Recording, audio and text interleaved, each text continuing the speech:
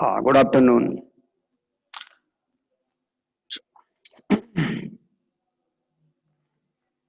अच्छा सुनो, हम लोग लास्ट में बात कर रहे थे। अरे यार, ये क्या झमेला है इसका।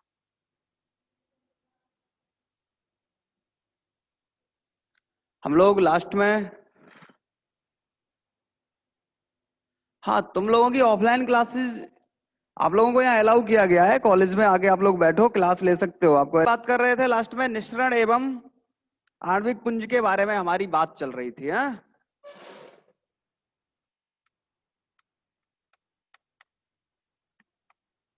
Fusion and molecular beam.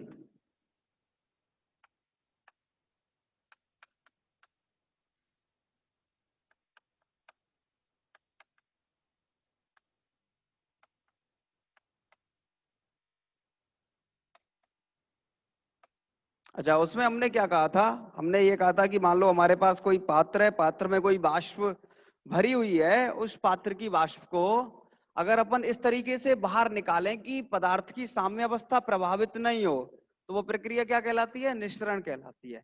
और हमने ऐसे माना था, यदि पात्र के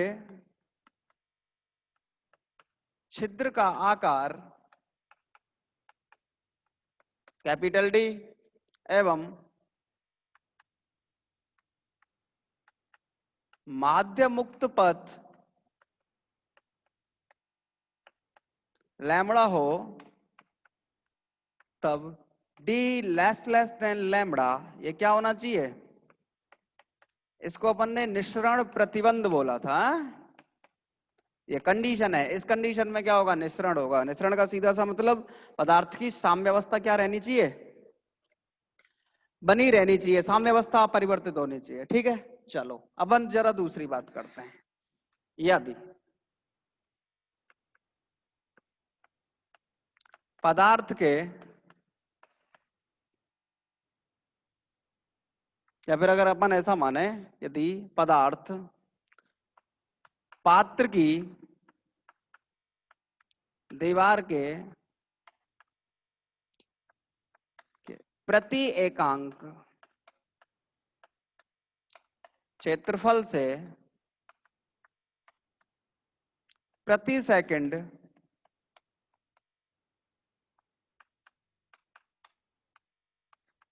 प्रवाहित हो। अगर मान लो हमारे पास कोई पात्र है और पात्र की दीवार से प्रति एकांक क्षेत्रफल प्रति सेकंड अगर पदार्थ प्रवाहित होए, तो उससे तब निःसरित अणुओं की संख्या,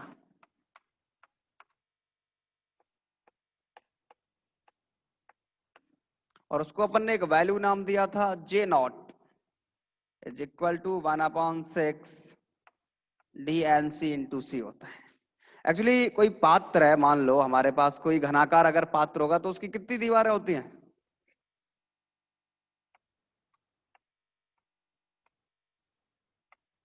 6।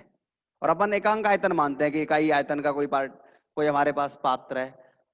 इसका मतलब अगर पात्र की 6 दीवारें, तो और अपन बात किसकी कर रहे हैं? किसी एक दीवार से पात्र की से निकले, तो इसका मतलब उसकी जो नंबर ऑफ पार्टिकल्स का जो वैल्यू है वो 1/6 DnC इंटू सी हो जाएगा।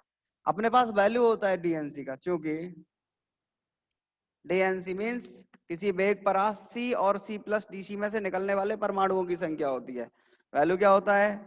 4πn m/2π/kT की पावर 3/2 e की पावर माइनस के mc²/2kT c² dc। ये किसका वैल्यू होता है? DnC का। इसलिए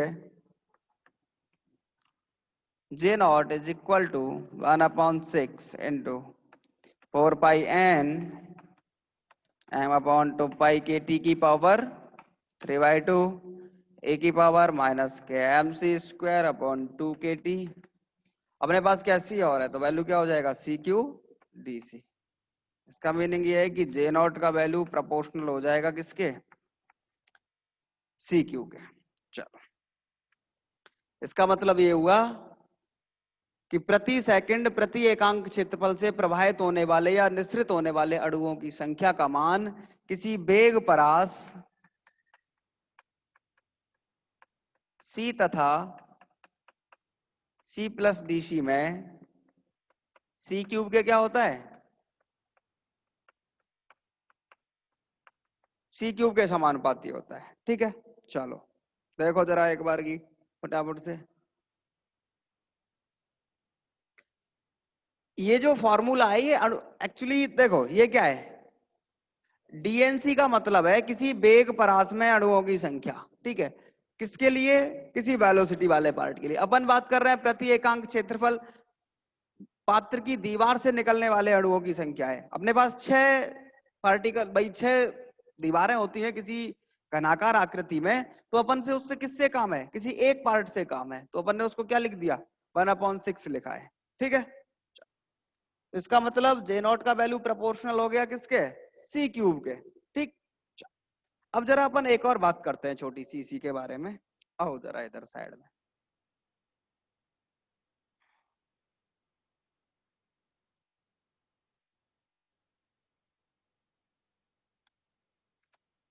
चूंकि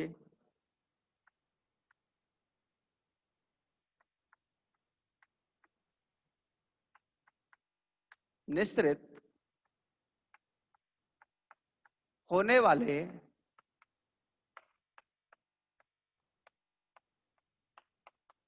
अणुओं का, अगर अपन औसत वेग के बारे में बात करें, औसत वेग सी बार बोलते हैं या सी एवरेज बोलते हैं, कितना होता है 8 kT/πm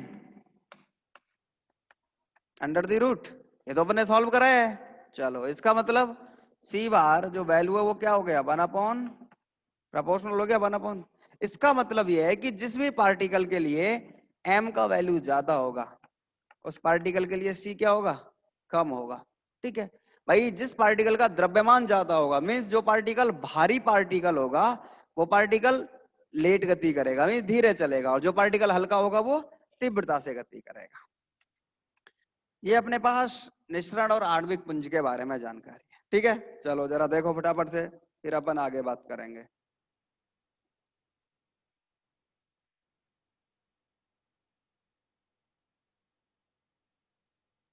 बोलो जरा।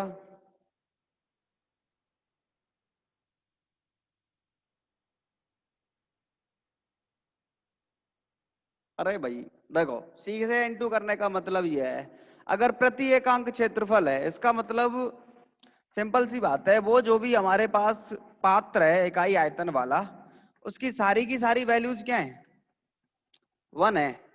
लंबाई भी 1, चौड़ाई भी 1, ऊंचाई भी 1, जिसका आयतन एक है इसका मतलब क्या है उसकी लंबाई चौड़ाई ऊंचाई सबकी सब एक होगी। ठीक है, सी का मतलब क्या होता है भाई, अगर मान लो पात्र यहां से चल के वो पार्टिकल यहाँ आए और पात्र की दीवार से बाहर निकले तो मतलब एक अंक दूरी तय की उसने 1। जैसे अपन सी लिखते हैं, सी क्या होता है ऐसा अपॉन टी, दूरी बटे समय, यही तो लिखते हैं। इसका वैल्यू 1। टी क्या है, प्रति सेकंड है, इसका वैल्यू भी 1। तो अगर मान लो इस वैल्यू से 1 का इंटू भी कर दोगे तो क्या फर्क पड़ेगा, इसलिए उसको अपन ने सी लिखा है। ठीक है, चलो अब जरा अपन आगे बात करते हैं। ये सिंपली जो मैक्सवेल का वेग बंटन है उसका प्रायोगिक सत्यापन के बारे में और बात करता है, एक्सपेरिमेंटल वेरिफिकेशन। देखो जरा उसके बारे में।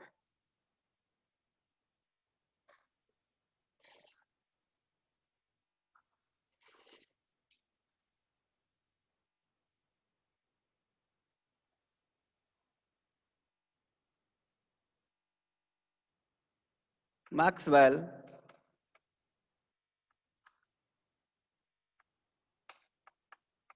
वेग वितरण का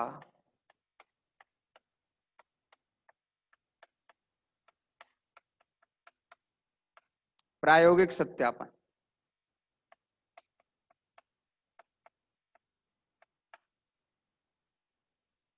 देखो जरा, जनरली अपन ने एक बात कही है, अपन कहते हैं कि भाई मैक्सवेल ये कहता है कि जीरो से लेके इन्फिनिटी वेग परास तक के बहुत सारे पार्टिकल हमें क्या मिलते हैं, गैस के पात्र, जो गैस जिस पात्र में भरी होती है वो गैस के अणु जीरो से लेके अनंत वेलोसिटीज तक, इसका मतलब भिन्न भिन्न वेगों से गति करते हैं। गैस के अणु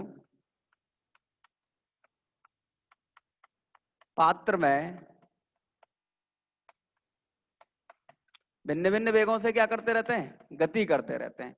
अगर गैस के पार्टिकल भिन्न भिन्न वेगों से गति करते हैं तो उसके लिए एक्सपेरिमेंटल वेरिफिकेशन के बारे में जानकारी मिलती है कि उसका प्रायोगिक सत्यापन किस तरीके से किया जाए। और उसके लिए एक साइंटिस्ट है स्टैम और दूसरा साइंटिस्ट है जर्टमैन। उस स्टैम और जर्टमैन का प्रयोग काम में आता है। जनरली क्या होता है स्टैम और जर्टमैन के प्रयोग में, एक धातु का ड्रम लेता है, ठीक है। उस धातु के ड्रम में क्या होता है, एक छिद्र होता है और एक कांच की प्लेट यहां लगी रहती है।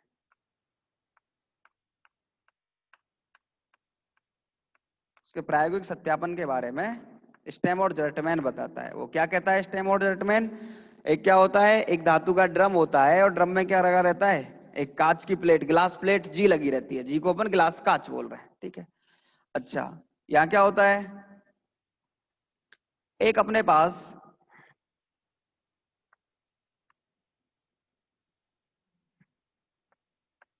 एक पात्र रहता है। इस पात्र में जिस भी पदार्थ के गैस के पार्टिकल्स के बारे में अपन बात कर रहे हैं उसकी क्या भरी रहती है, बाष्प भरी रहती है। ये ड्रम क्या करता है, अक्ष पर घूमता है। ये ड्रम क्या करता है, एक्सिस पर राउंड लगाता रहता है।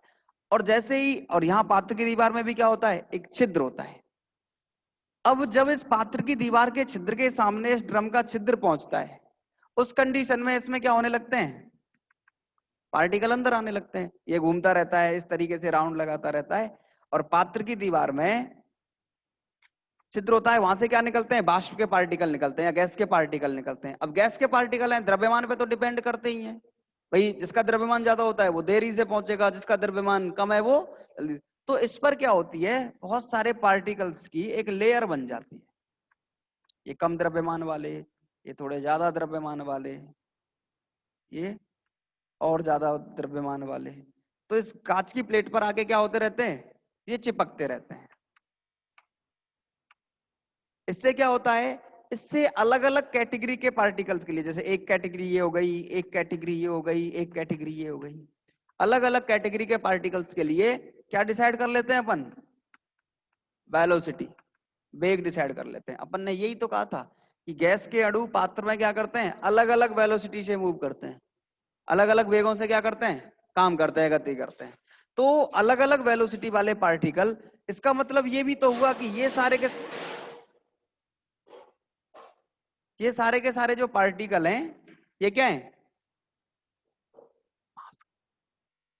और दूर दूर बैठ, उधर बैठ थोड़ा सा। तो इसमें क्या होता है, अलग अलग पार्टिकल्स के बारे में हम लोग बात करते हैं। ये एक तरह के पार्टिकल्स हैं जिनका वेलोसिटी मान लो कोई भी होगा, v1 मान लेते हैं भाई। जिसका मास कम है वो ज्यादा तेजी से गति करता हुआ आएगा। ज्यादा तेजी से गति करने का मतलब वो प्लेट पे आके पहले चिपक जाएगा, यही तो मतलब है इसका। उसकी लेयर अलग से बन जाएगी। दूसरे, जिसका द्रव्यमान थोड़ा सा ज्यादा हुआ वो फिर से लेट आएगा, उसकी एक अलग लेयर बन जाएगी, मान लो उसका वेलोसिटी v2 है। एक तीसरा आएगा, उसकी लेयर अलग बन जाएगी, उसका वेलोसिटी मान लेते हैं अपन क्या है, v3 है। तो अलग अलग वेलोसिटी वाले पार्टिकल मिल जाएंगे। एक तो हमें अपन ये डिसाइड कर पाएंगे कि जो अलग अलग वेग हैं उनके बारे में जानकारी मिल जाएगी कि भाई कौन सा पार्टिकल कौन से वेलोसिटी से चल के आया है। भाई अपन को यही तो चाहिए। अपने पास वैल्यू है c bar equal to under the root 8 kT upon pi m।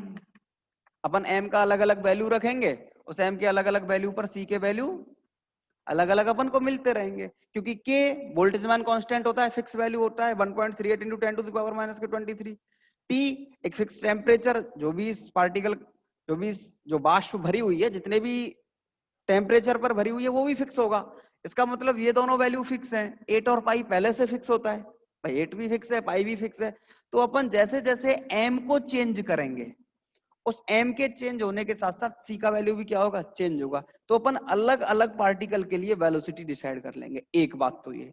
दूसरी बात, ये जितने भी पार्टिकल जिनके द्रव्यमान समान है, ये सब के सब आपस में समस्थानिक ही तो हैं भाई। ये सारे के सारे पार्टिकल समस्थानिक हैं क्योंकि सबका द्रव्यमान एक जैसा है। या फिर अगर अपन कहेंगे समभारिक है, वो ज्यादा ठीक है। अगर ये सारे के सारे पार्टिकल एक जैसे वेट के हैं तो वो कैसे हैं, समभारिक। तो समभारिक पार्टिकल्स के लिए अपन क्या कर सकते हैं, गैस के अणु में, या गैस जिस पात्र में भरी हुई है उससे जो गैस के अणु आ रहे हैं, सबके लिए जो समभारिक अणु हैं उनके वेलोसिटी भी क्या कर सकते हैं, डिसाइड कर सकते हैं। ये अपने पास मैक्सवेल के वेग वितरण का क्या होता है, प्रायोगिक सत्यापन होता है।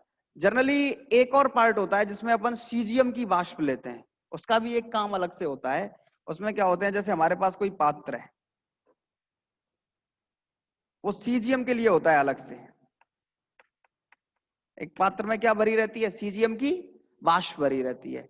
इस सीजियम की वाष्प को अपन एक पतले तार, अपन क्या करते हैं, पात्र की दीवार के सामने एक पतला तार लगा देते हैं धातु का, उस पर क्या करते हैं, निक्षेपित कराते हैं। यहां से जैसे जैसे सीजियम के अणु गति करते हुए चलते हैं, ठीक है। अब काम क्या होगा, एक्चुअली काम ये होगा कि जैसे जैसे ये पार्टिकल गति करेंगे, जिसका द्रव्यमान ज्यादा होगा उस पर ग्रेविटेशन का फोर्स ज्यादा लगेगा। भाई जिस भी पार्टिकल का द्रव्यमान ज्यादा होगा उस पर ग्रेविटेशन का फोर्स क्या लगेगा, ज्यादा लगेगा। इसका मतलब कुछ पार्टिकल तो यहाँ जाके जमा हो जाएंगे, ऐसा होगा, कुछ पार्टिकल यहाँ जाके जमा हो जाएंगे, कुछ पार्टिकल यहाँ जाके जमा हो जाएंगे। तो अलग अलग द्रव्यमान वाले क्या मिल जाएंगे हमें, पार्टिकल मिल जाएंगे, जैसे ए बी सी। तो अपन भिन्न भिन्न द्रव्यमान वाले पार्टिकल्स के लिए भी क्या कर पाएंगे, वेग को डिसाइड कर पाएंगे। तो ये जो छोटा सा पार्ट है ये किसके बारे में है, मैक्सवेल के वेग वितरण के प्रायोगिक सत्यापन के बारे में है, ठीक है। जरा देखो एक बार की, फिर अपन आगे बात करते हैं।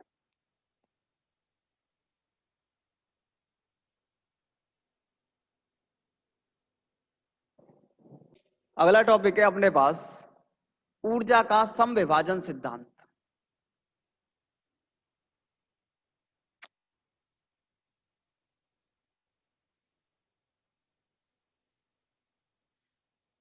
Equipartition theory of energy.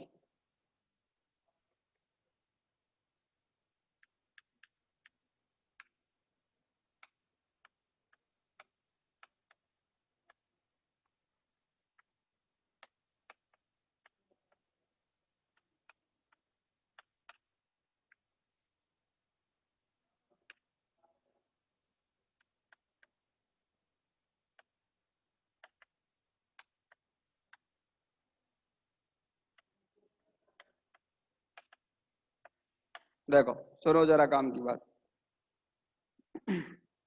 ये क्या कहता है ऊर्जा का समविभाजन सिद्धांत, जब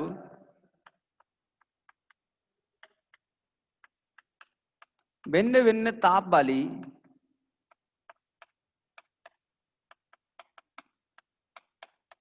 दो गैसों को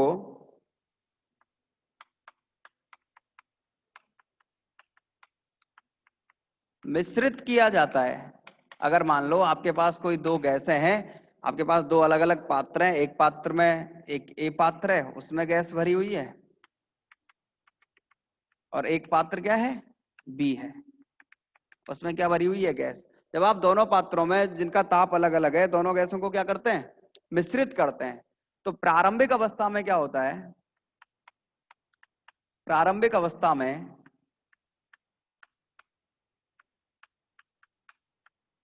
गैसों का मिश्रण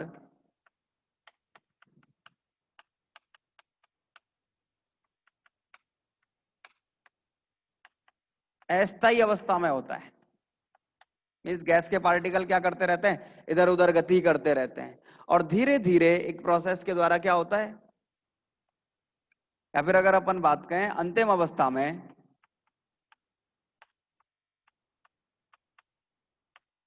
ये गैसों का मिश्रण किस में आ जाता है, स्टेबल स्टेट में आ जाता है।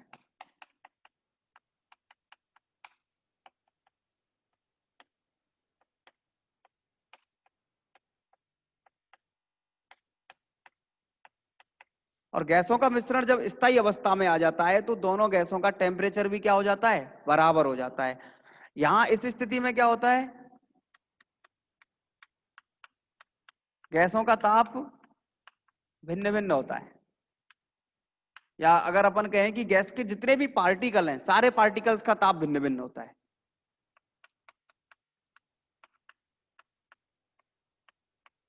गैस के अणुओं का ताप क्या रहता है, अलग अलग रहता है।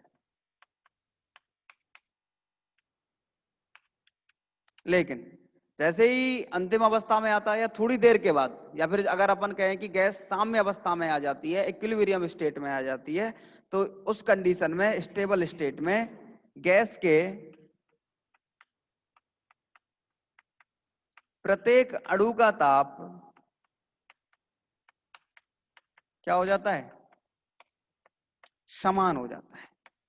इस कंडीशन में अगर गैस के पार्टिकल्स के लिए ऊर्जा का विभाजन किया जाए, तो सबके सब पार्टिकल्स के लिए जो एनर्जी का वैल्यू होता है वो E इक्वल टू क्या होता है? हाफ kT होता है। और इसे ही अपन क्या कहते हैं? ऊर्जा का समविभाजन सिद्धांत। या अगर अपन कहें कि साम्य अवस्था की स्थिति में जब गैस के प्रत्येक पार्टिकल का मान क्या हो जाए, प्रत्येक पार्टिकल का टेम्परेचर एक जैसा हो जाए, उस स्थिति में गैस में ऊर्जा का जो वितरण होता है वो एक समान होता है, या गैस के सारे पार्टिकल्स के लिए जो एनर्जी मिलती है वो कैसी मिलती है? इक्वल एनर्जी मिलती है। और वही क्या होता है? ऊर्जा का सम विभाजन, इक्विपार्टीशन होता है। और प्रत्येक अणु की जो ऊर्जा होती है वो क्या होती है? इक्वल टू हाफ kT होती है। अपन क्या करेंगे? मैथमेटिकली इसको सॉल्व करेंगे, मैथमेटिकली डिस्कस करेंगे। के क्या होता है? वोल्टेज मान कांस्टेंट होता है, वोल्टेज मान नियतांक होता है। और टी क्या होता है? मिश्रण का ताप होता है। अपन मान लेंगे कि साहब मान लो हमारे पास एनर्जी है ई किसी पार्टिकल की। अच्छा, एक्चुअली इसमें एक और बात है, वो ये कहता है कि अणु की स्थितिज ऊर्जा भी हाफ kT होती है और गतिज ऊर्जा भी हाफ kT होती है।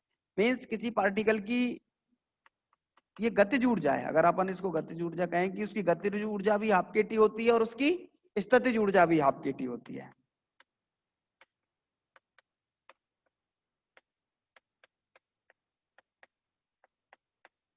ठीक है, ये दो चीजें होती हैं। एक बार की आप लोग रिजॉइन कर लेना, ठीक है? उसके बाद फिर आगे मैथमेटिक्स के बारे में बात करते हैं।